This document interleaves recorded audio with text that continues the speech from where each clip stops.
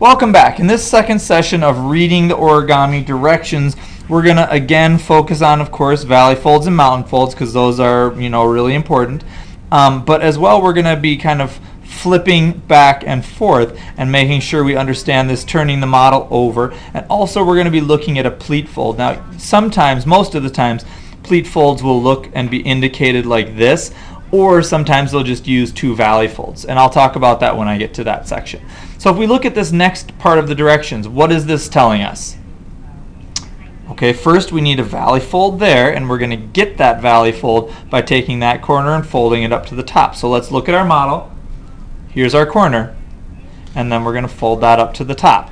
And we're going to get that dotted line, which is what kind of fold? That's right, a valley fold. Okay, so there's our valley fold. It says fold upper layer of flaps only. So here's that bottom layer. We want that to look like step number 7 here. Okay, so I'm going to fold this layer up just like I folded the other side up so that my model now looks like step number 7. Does that look right? Yeah. Now it says turn it over, but it doesn't really need to because look at here. We have the turn the model over sign right there. So if I flip it over, does this now look like that? Yes, it does. Here's our valley fold line, and it says take the bottom and flip it all the way up to the top. And look at the next direction. Are we going to flip it all the way up to this corner? No. Looking here, we're only going to flip this bottom edge up to about there. And you have to use your eyes to think, estimate, is that about right? Yeah, that's about right. Crease it there so it's a valley fold. All right, and we've got that done. Now we need to turn the whole paper over because the second part of the directions are on the back here. And we need to say, okay, here's our little curly Q line that says flip it our model over, and it looks like this. Does that look pretty close? Yeah, that looks pretty right on. Okay, now it says pull hind wings down as far as you can, and the sides will turn up and in, and then press them flat. This is what we're going for here. Always look one step ahead to see what you're going for. This arrow starts up here and comes around and pulls it down there. So if we take this and we pull it down all the way, oh look, just like the directions said, this little piece is going to pop up, and then this little arrow here says flatten it. So we're just going to flatten that down, and it's going to create that crease. Does that look like this one? It's a little thin here, but that's all right. It's close enough. And then do the same thing on this side. We're going to flip that edge down, and this area is going to pop up. Then we fold that flat. And now does that look pretty close? Yeah, good. That looks just like that. Now it says what? That's right, turn the model over.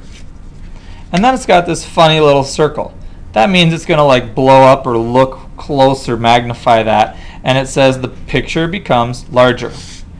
Moving down here, now you can see this triangle here. It says fold it back, and this is where we could have a little zigzag line like this saying let's make a pleat fold. This one says look at that dotted line, valley fold, right? And then that valley fold is going to come back like this so that our model looks something like that. And then we're going to valley fold it again right here like that, so the little point is pointing out. And it even says fold the head back up, leaving a small pleat to hold the layers of the model together. So here's that small pleat. And if we turn the model to the side this way, you'll be able to see that zigzag line starting here, zig, zag, back. Okay, and that's why a pleat fold is indicated with that zigzag line like that.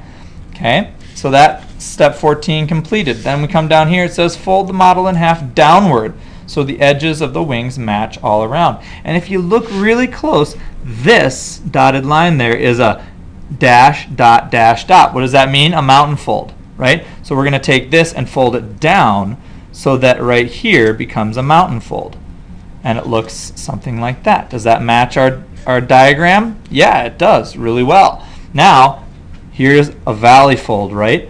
And it says our valley fold when we're done is going to be from right here up to there.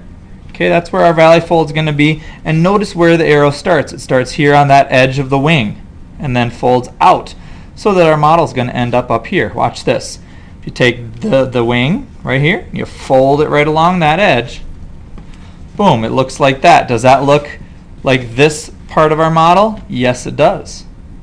Now it says what? Turn the model over. So we flip it over this way. And we're here. It says repeat step 17, which is the folding right along that diagonal line. And they drew that valley fold in, and this arrow folding all the way up to meet up with that wing. So we fold it up so that those two wings meet. And it's going to look something like this.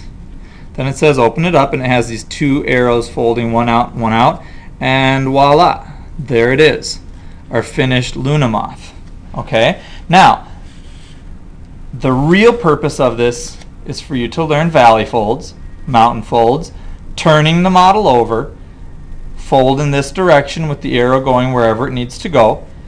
The pleat fold, which we talked about, was two valley folds laid on top of each other, and learning where the existing creases are. So after this demonstration and the one before it, you should know all of those directions and how to read it. And now the goal is that you are going to take another set of directions that I give you in class, and you are going to read through them with a partner.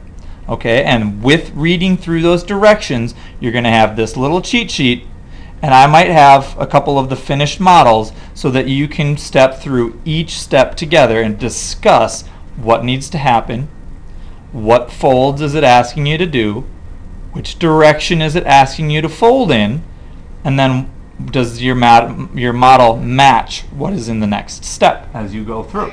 Okay, and that is our little primer on how to read origami instructions.